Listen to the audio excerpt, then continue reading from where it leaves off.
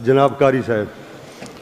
औज़ु बिल्लाहि समील अलीम मिनश्शैतानिर्रजीम बिस्मिल्लाहिर्रहमानिर्रहीम फस्तक़िम कमा उमिरत वमन ताब मअक वला ततगौ इन्नहु बिमा तअमलून बसीर वला तरकनू इलल्लज़ीना ज़लमू फतमस्सकुमुन्नार वला तरकनू इलल्लज़ीना ज़लमू फतमस्सकुमुन्नार वमा लकुम मिन दूनिल्लाहि मिन औलिया सुम्म ला तुनसरून वाक़िमिस्सलाता तरफ़ैन्नहारि वज़ुलफ़म मिनल्लैल इन्नल हसनाति युज़हिबनस्सय्यिआत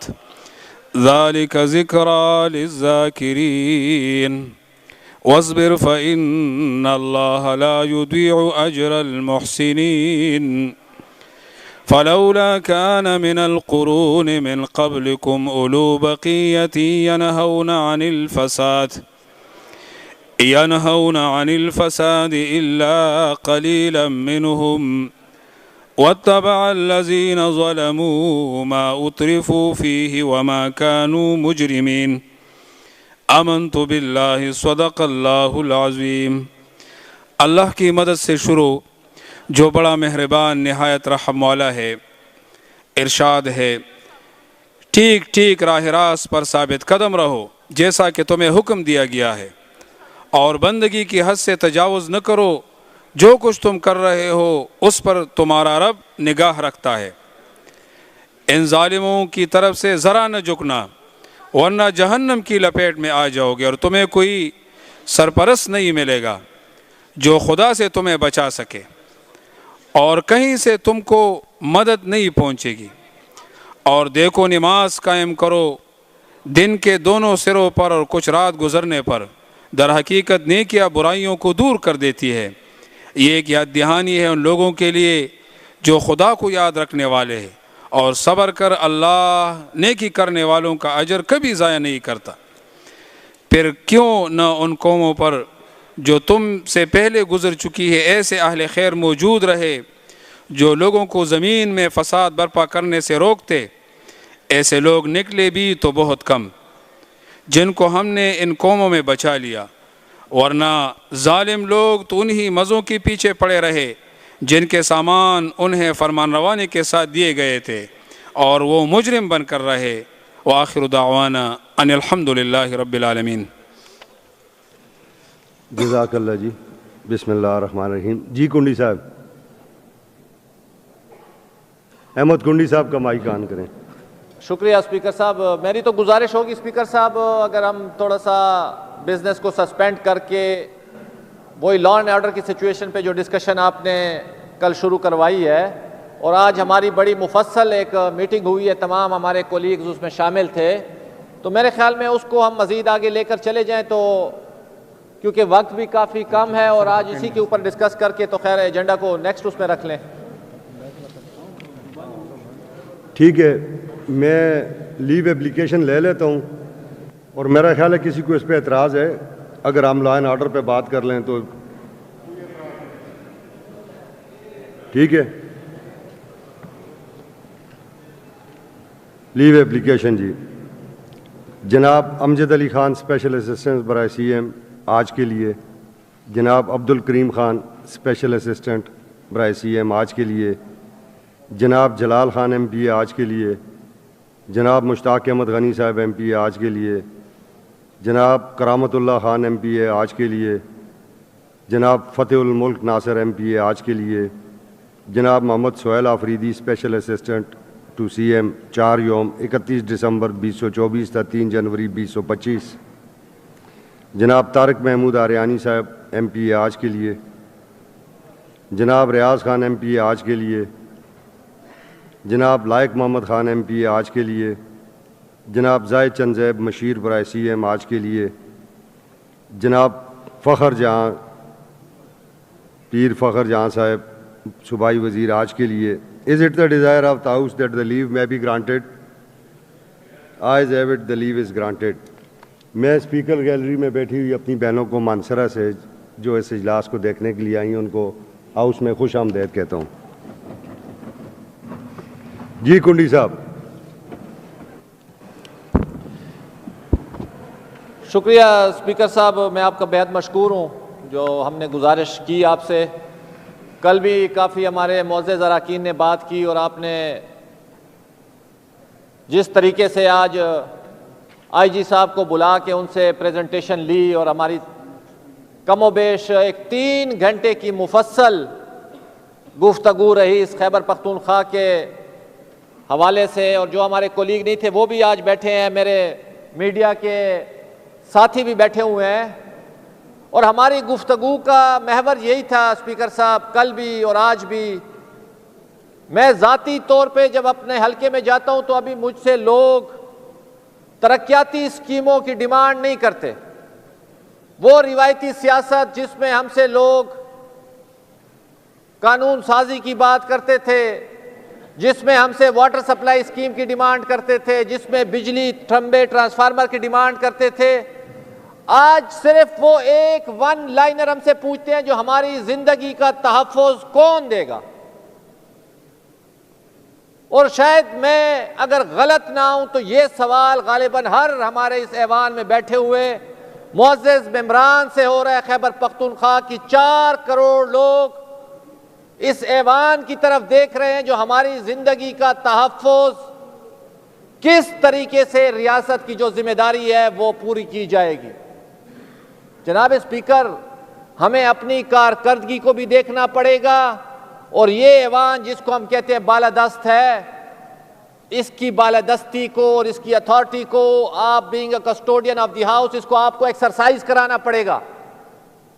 जिस तरह आज आपने हुक्म जारी किया और आईजी साहब और उनकी टीम आई और 3 घंटे की जो मुफस्सल ब्रीफिंग रही, मेरे ख्याल में उसमें काफ़ी सवालातों के जवाब मिले और काफ़ी सवालातों ने जन्म लिया।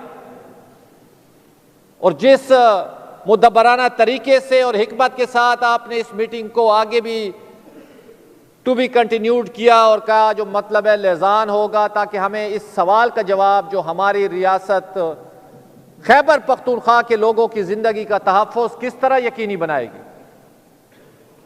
स्पीकर साहब, जब से पाकिस्तान बना और बानियान पाकिस्तान ने जिस फलाही रियासत का वादा हमसे किया था, मेरे ख्याल में आज अगर हम एनालाइज करें तो हम उससे काफ़ी दूर जा चुके हैं। और वो बुनियादी सवाल आज खैबर पख्तूनख्वा का हर शहरी, चाहे चतराल से लेकर वजीरिस्तान तक, हमसे पूछ रहा है, जो 40 साल से ये खैबर पख्तूनख्वा आग की भट्टी में धकेल दिया गया है और हम फ्रंट लाइन की लड़ाई लड़ रहे हैं। हमारे लोगों ने इस रियासत की खुशहाली की खातिर, सालमियत की खातिर, इस मुल्क की खातिर कुर्बानियां दी और जंगें लड़ी। हालांकि हमारे लोग उस जंग के खिलाफ थे। हमारे सियासतदान, हमारे बड़े उस वक्त भी कहते थे ये जंगे पराई जंगे और हमें वो आज़ादी नहीं चाहिए जिसकी बुनियाद जंग पे हो। लेकिन उसके बावजूद भी इस मुल्क की खुशहाली की खातिर, तहफ़्फ़ुज़ की खातिर, सालमियत की खातिर, हाकमियत की खातिर हमने जंगें लड़ी।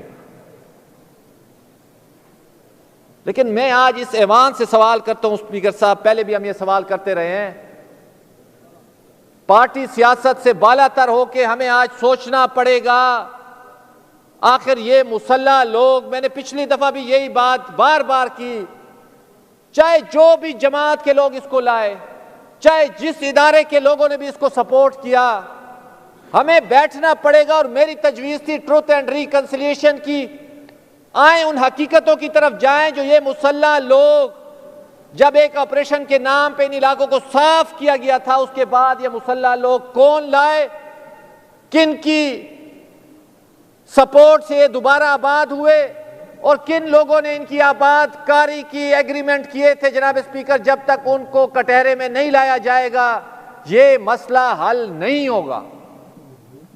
आप जितनी भी मीटिंग्स कर लें, आप जितने भी ऑपरेशन कर लें, मैं आपको छोटी सी मिसाल देता हूं, ये मीडिया के मेरे साथी भी बैठे हैं, 2014 में आपके बच्चों ने, जिनसे आपने जबर से कुर्बानी ली इस रियासत ने, असातिज़ा शहीद हुए, मस्तूरात शहीद हुए, बच्चे शहीद हुए।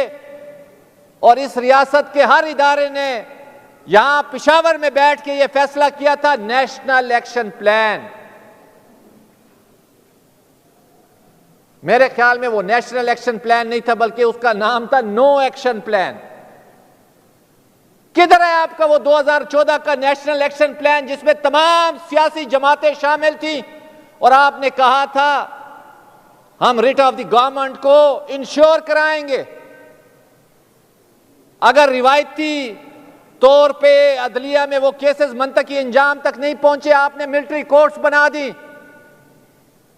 लेकिन आज खैबर पख्तूनख्वा का हर शहरी और वो मुतासरीन और वो शहीदों के वारिस हमसे सवाल करते हैं, 10 साल बाद जो आप हमें बताएं आपने हमारे मुजरमों को आइडेंटिफाई किया।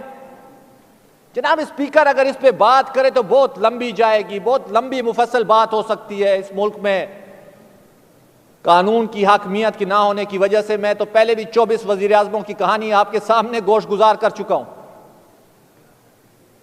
ऐसा भी कोई बदकिस्मत मुल्क हो सकता है जिसमें 24 मुंतखब वजीर आज़म आए हों और कोई भी अपना वक्त पूरा ना कर सका हो। और 10 से 11 साल तो इस ताकत की तिकोन में वजीर आज़म की कुर्सी ही नहीं थी जब आमिर यहां पे बरा जमान थे। स्पीकर साहब, लंबी कहानी है, लेकिन मैं सिर्फ तजवीज अपने इस हाउस के कलीग्स के सामने रखना चाहता हूं, जो खुदारा जो मुझे इसका हल नजर आता है। इस मुल्क में हमें अपनी मयार को बढ़ाना पड़ेगा, हमें अपनी कारकर्दगी को सोचना पड़ेगा। इस हुकूमत के आगे सवाल हम छोड़ के जा रहे हैं, इस मीडिया के आगे सवाल छोड़ के जा रहे हैं, उन सवालों पे गौर करना पड़ेगा। जनाब स्पीकर, जिस सूबे में हमारी गवर्नेंस का यही हालत हो, 55 लाख बच्चे आज आपके स्कूल से बाहर है, आप कहते हैं हमने एजुकेशन इमरजेंसी लगाई हुई है। इस मुल्क में वो बदकिस्मत मुल्क है जिसमें पोलियो के 65 केस है और जिसमें खैबर पख्तूनख्वा के कमोबेश 20 है। ये आपकी गवर्नेंस है। 40,000 बल्दियाती नुमाइंदे दर बदर फिर रहे, रोज एहतजाज कर रहे, जिसका आपने इस ऐवान से एक्ट पास किया था। खुदारा उनको अगर आप बगैर तनख्वाह के अपनी फौज तस्वर कर ले, उनसे काम ले ले, 40,000 लोग हैं, कम से कम उनसे सफाई करवा ले, कुछ तो करवा लेना। इस हुकूमत को कोई होश नहीं है उनके बारे में, कोई उनको जो है ना फिक्र नहीं है। अगर आपको याद हो, आपकी सरबराही में मैंने यहां पे तजवीज दी थी, आप इनको उशर और ज़कात के बाय डिफॉल्ट विलेज कौंसिल के चेयरमैनों को बना लें। बदकिस्मती मेरी ये थी जो उस वक्त अरशद अयूब साहब यहां पे मौजूद नहीं थे और हुकूमत ने उसको इतना रेजिस्ट किया, शायद मैं उनको कोई सोने का खजाना देना चाह रहा था। इनके विलेज कौंसिल के चेयरमैन है पीटीआई के।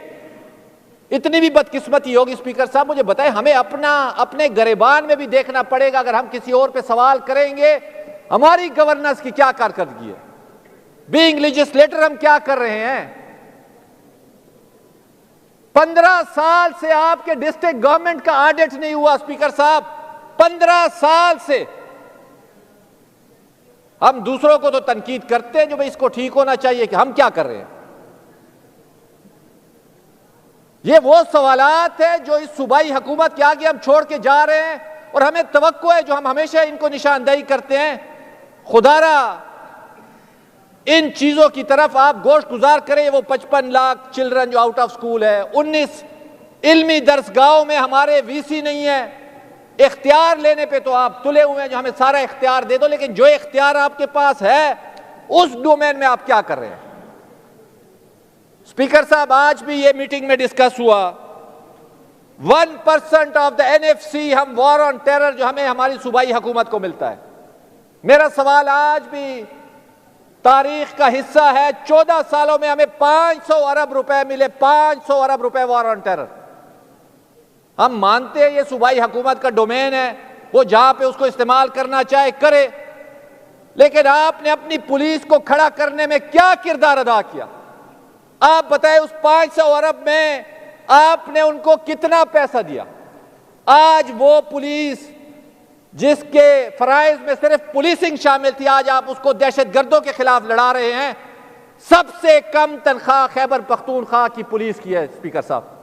आप पाकिस्तान में कंपैरिजन कर ले, और उस सूबे में जिसको वॉर ऑन टेरर 1% मिलता रहा है एनएफसी का अनडिविजिबल पूल से, 500 अरब में से आपने क्या इकदाम किए, आप मुझे बताएं। ये वो सवालात हैं जो हम आपके गोश गुजार करना चाहते हैं। इस हुकूमत, जनाब स्पीकर, जिस माशरे में सवाल करने का खौफ नहीं होता, उधर तरक्की होती है। इस हुकूमत में जो सवाल करता है उसको ये मिनिस्ट्रियों से फारिग कर देते हैं। एक मिनिस्टर ने सवाल उठाया, रिलीजेस पे पैसे लिए जाते हैं, किसको पता नहीं है। ये हमारी गवर्नेंस है। अगर ये गवर्नेंस रहेगी तो आप मुझे बताएं, हम क्या सवाल करेंगे इदारों से जो आपकी क्या सलाहियत है और मयार है। आज ठेकेदारों का बाजार गर्म है, परसेंटेज ली जाती है और रिलीजेस दी जाती है सर्टिफाइड लायबिलिटी के अगेंस्ट। ऑडिट आप नहीं करवा रहे 15 सालों से। कहने का मकसद स्पीकर साहब, ये वो सवालात हैं जिनके ऊपर बहस करने की जरूरत है। आज आप देख ले सूबाई हुकूमत की जो हालत है, कुर्रम में एक छोटा सा टुकड़ा रोड का हम खुलवा नहीं सकते, और दावे हमारे बड़े बड़े हैं जो हम तब्दीली करने जा रहे हैं, हम रियासत मदीना बनाने जा रहे हैं। उन बच्चों की शहादत आज इस सूबाई हुकूमत के हाथ में थी।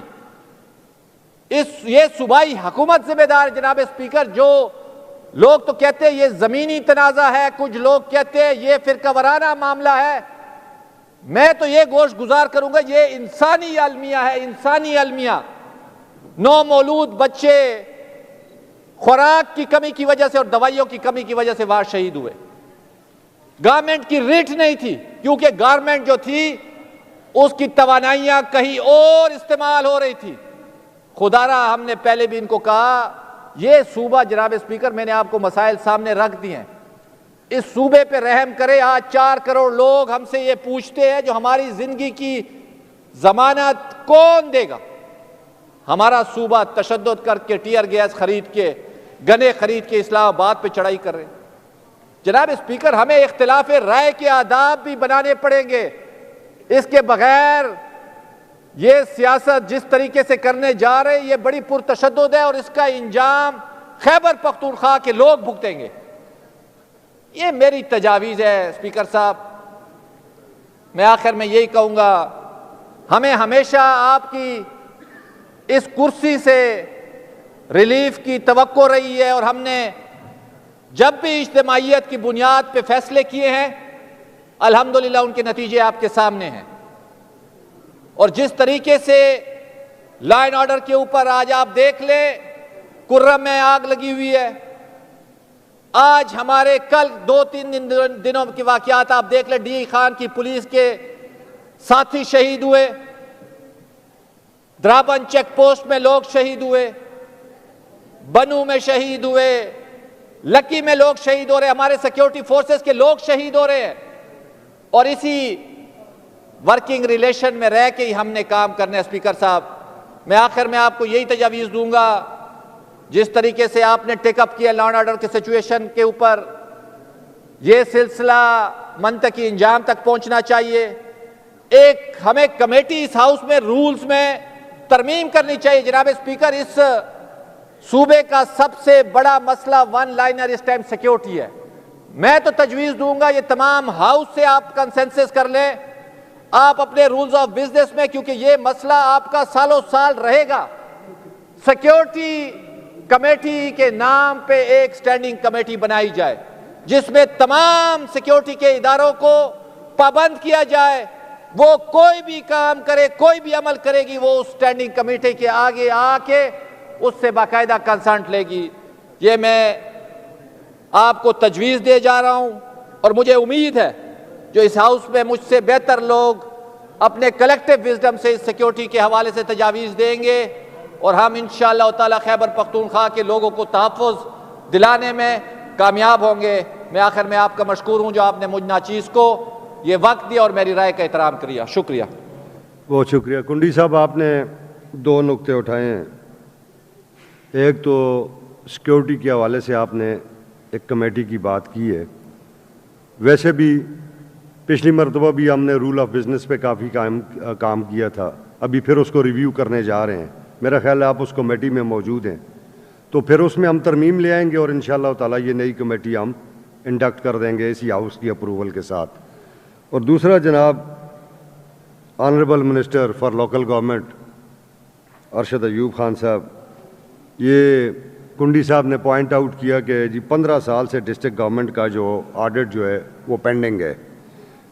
अब लोकल गवर्नमेंट एक्ट के तहत जो भी जिस अदारे ने भी इनका ऑडिट करना है, तो काइंडली उनको आप ये डायरेक्शन दें कि वो जल्द से जल्द इसका ऑडिट करे और आपको उसकी रिपोर्ट पेश करे, जो बाद में हम उसे हाउस में ले कर दें। ठीक है जी, क्योंकि आप बिल्कुल इस पर कमेंट कर लें आप। जी, थैंक यू स्पीकर साहब। अच्छा, वो रिपोर्ट आपके पास ही आएगी, फिर आप हमें बता देंगे। बिल्कुल ठीक है जी। हाँ, डिस्ट्रिक्ट गवर्नमेंट की। स्पीकर साहब, पहले तो मैं आपको खराज तहसीन पेश करता हूँ। आपने एक स्पेशल इनिशिएटिव लिया है, अपोजिशन और गवर्नमेंट साइड के दोनों बेंचेस को मिला के एक कमेटी आपने तश्कील की है, law and order. Law and order बड़ा एक बिल्कुल मैं इधर एग्री भी करता हूँ कुंडी साहब से। अभी सबसे बड़ा इशू हमारे सूबे में लॉ एंड ऑर्डर, और अगर कोई कहे कि इसको एक दिन में ये डेवलप हो गया, ये भी दुरुस्त बात नहीं होगी। ये सालों साल का किस्सा है। ये शुरू हुआ है जब सोवियत इन्वेजन हुई है अफगानिस्तान की। उस वक़्त यही मुख्तलिफ इदारे थे, बाहर की कुव्वतें थीं जिन्होंने मुजाहिदीन बनाए, अफगानिस्तान भिजवाया गया। हमारे पाकिस्तानी भी काफ़ी सारे गए जहाद करने उधर। वो किस्सा 8-10 साल लगा रहा, फिर वो ख़त्म हुआ। फिर एक नया फिनोमेना बनाया गया, वो भी बैरूनी फोर्सेस की मुदाखलत से, जिसको आप तालिबान कहते हैं। फिर उनको सपोर्ट किया गया, बनाया गया, नर्चर किया गया। कुछ अर्सा वो सिलसिला चलता रहा, और वर्ल्ड वाइड इंटरनेशनल इवेंट्स देखे। 9/11 आया। 9/11 ट्विन टावर्स को जो हमला करने वाले थे वो अफगानी लोग नहीं थे, वो कुछ और मुल्कों से थे। दुनिया की बड़ी बड़ी ताकतों ने मिलके सबने हमारे जो बिल्कुल हमारे नेबरिंग कंट्री अफगानिस्तान, उस पर हमला कर दिया। वो सारा नैरेटिव चेंज हो गया, जहादियों का चेंज हो गया, तालिबानों का चेंज हो गया, और बिल्कुल एक नया नैरेटिव बनाया गया। तो ये वही तसलसल है जो चलता आया। अगर हमारी नेबरिंग मुल्क अफगानिस्तान में जब तक अमन नहीं आएगा, किसी फॉर्म की हुकूमत नहीं आएगी, कोई नया निज़ाम नहीं आएगा उधर, हमारे सूबे में ऐसे वाक़यात स्पीकर साहब होते रहेंगे। अभी इधर कुंडी साहब ने यह भी बात की कि कुछ अर्सा पहले तयन किया जाए किस हुकूमत या अदारे ने, कौन रिस्पॉन्सिबल था, उनको रिस्पॉन्सिबल ठहराया जाए, उन पे इल्ज़ाम लगाया जाए, उनके खिलाफ कार्रवाई की जाए, जो इन लोगों को, दहशतगर्दों को वापस फिर लाए हमारे सूबे में। तो कुंडी साहब को मुझसे बेहतर इल्म है, तमाम मेंबरान को उधर इल्म है, ये फैसले किधर होते हैं। सारे फैसला हुआ, फैसले अच्छे भी होते हैं और फैसले गलत भी होते हैं। तो मैं समझता हूं ये उस वक्त फैसला दुरुस्त नहीं था, ये अच्छा प्लान नहीं था। सिलसिला शुरू हो गया। ये सिर्फ हमारी 1 साल से अभी हुकूमत आई है, 1.25 साल इधर केयर टेकर सेटअप था सारा।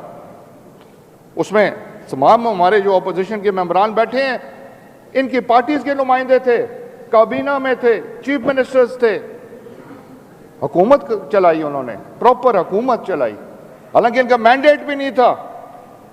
अदालती फैसला हुआ था कि 90 दिन के अंदर इलेक्शन कराओ, उस फैसले को भी किसी ने नहीं माना। और वो एक जो टेन्योर था केयर टेकर्स का, उसको 1.25 साल लटकाया गया, और उसमें बड़े बड़े काम हुए हैं। ये हम इंशाल्लाह आने वाले सेशंस में लाएंगे। 16,500 भर्तियां हुई हैं कौन करते रहे हैं वो लोग? कौन कौन सी पार्टीज के नुमाइंदे थे जो उन काबीनाज में बैठे हुए थे? उन्होंने किए हैं। और काफी ऐसे काम हुए हैं जिसमें के टेकर गवर्नमेंट्स का मैंडेट ही नहीं था, उसके बावजूद हुए हैं काम। उन सारे ऐसे अमाल जुड़े हुए हैं, इंशाल्लाह हम अपनी असेंबली में लाएंगे और उनको असेंबली और थ्रू एक्ट्स ऑफ पार्लियामेंट उनको ख़त्म इंशाल्लाह हम करवाएंगे।